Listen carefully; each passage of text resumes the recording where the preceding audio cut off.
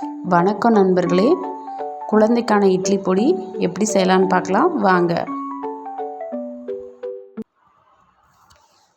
பாதாம் 8 எடுத்துக்கலாம், முந்திரி கொஞ்சம் எடுத்துக்கலாம், அது கூட முழு பொட்டுக்கடலை எடுத்துக்கலாம், ஒரு டம்ளர் வேர்க்கடலை எடுத்துக்கலாம்.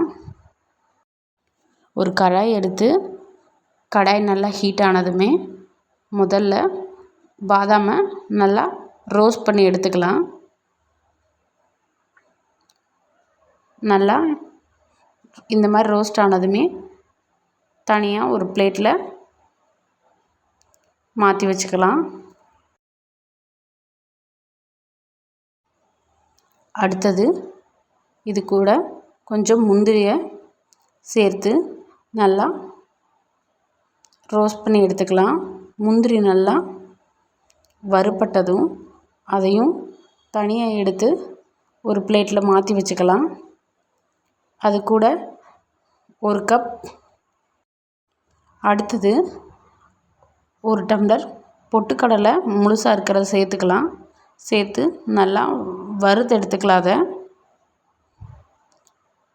நல்லா வறுபட்டதையும் அதையும் தனியாக ஒரு பிளேட்டில் மாற்றி வச்சுக்கலாம்.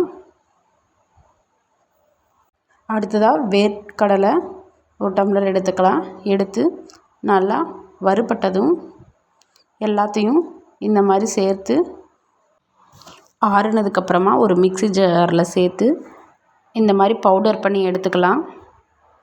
பவுடர் ஆனதுமே ஒரு தட்டில் கொட்டி வச்சு நம்ம ஆற வச்சு இந்த மாதிரி ஒரு சின்ன டப்பாவில் போட்டு வச்சுக்கலாம். அதுலேருந்து ஒரு ஸ்பூன் அளவை எடுத்து எப்படி பண்ணுறதுன்னு பார்க்கலாம் வாங்க. ஒரு ஸ்பூன் எடுத்து வச்சுக்கலாம். அதோட ஒரு அரை டம்ளர் தண்ணியை கலந்துக்கலாம்.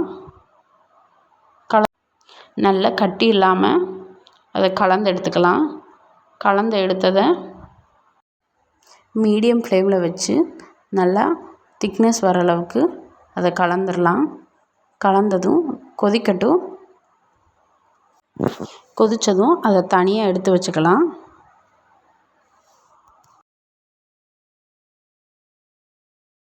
எட்டு மாத குழந்தைக்கு அரை இட்லியிலேருந்து முதல்ல ஆரம்பிச்சுக்கலாம். அரை இட்லி கூட நம்ம கொதிக்க வச்ச இட்லி பொடி தண்ணியை சேர்த்து நல்லா கலந்துக்கலாம். நான் என் குழந்தைக்கு 8 மந்த்லேருந்து தான் இட்லி கொடுக்க ஸ்டார்ட் பண்ணேன். இந்த வீடியோ உங்களுக்கு பிடிச்சிருந்ததுன்னா லைக் பண்ணுங்கள், சப்ஸ்கிரைப் பண்ணுங்கள். தேங்க்யூ.